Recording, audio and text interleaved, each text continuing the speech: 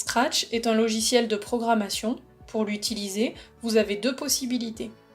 Soit la version en ligne, visuellement différente de celle que je vais vous présenter, mais qui possède les mêmes fonctionnalités, soit la version à télécharger, Scratch 2.0 hors ligne.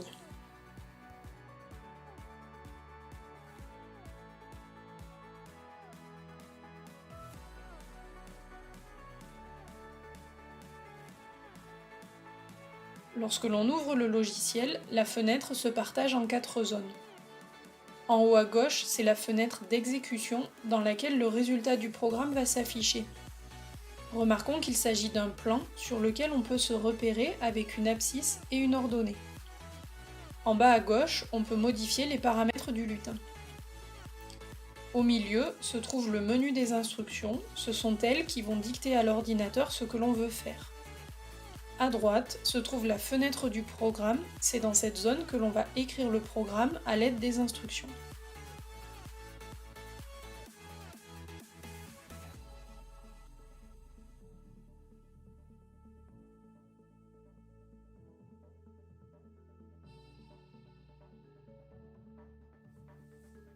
Revenons sur le menu des instructions dans lequel on trouve plusieurs catégories. Tous les programmes commenceront par l'instruction quand le drapeau vert est cliqué, que l'on trouve dans le menu Événements. Les mouvements permettent de déplacer le lutin avec les scripts Avancer, Tourner, Aléa ou S'orienter. Dans les bulles blanches, on peut modifier les valeurs. Attention, les distances sont données en pixels. On peut également modifier l'apparence du lutin, comme sa taille, ou écrire avec le menu stylo, notamment pour tracer les figures. Il est parfois utile d'insérer des pauses dans le programme. Pour cela, il faut utiliser l'instruction « Attendre une seconde » dans le menu Contrôle.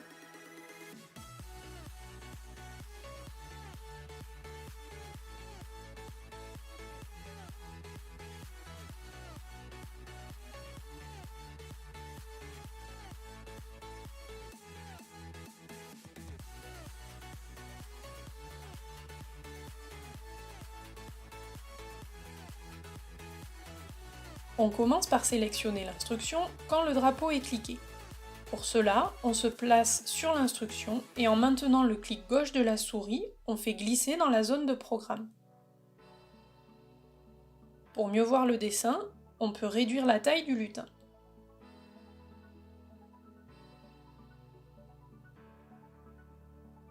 On veut tracer un premier segment, on doit donc avancer de 100 pixels.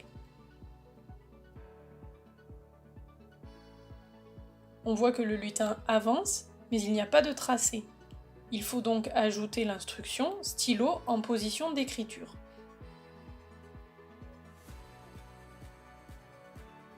Si l'on relance le programme plusieurs fois, le tracé précédent reste. Il faut donc ajouter l'instruction effacer tout. De plus, le lutin finit par sortir de la fenêtre. Il faut lui dire de commencer toujours au milieu avec l'instruction aller à 0, 0. Pour voir les mouvements, on peut ajouter des pauses.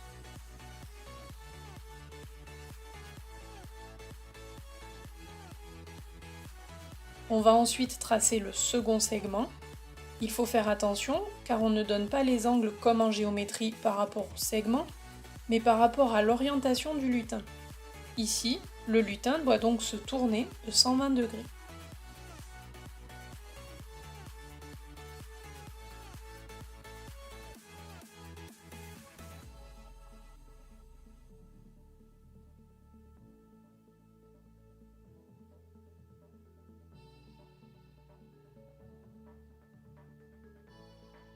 Si on lance le programme plusieurs fois, le lutin reste avec la dernière orientation et le dessin ne se trace plus correctement.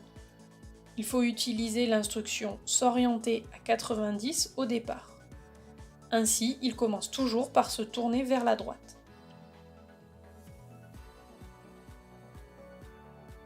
On continue ainsi jusqu'à la fin.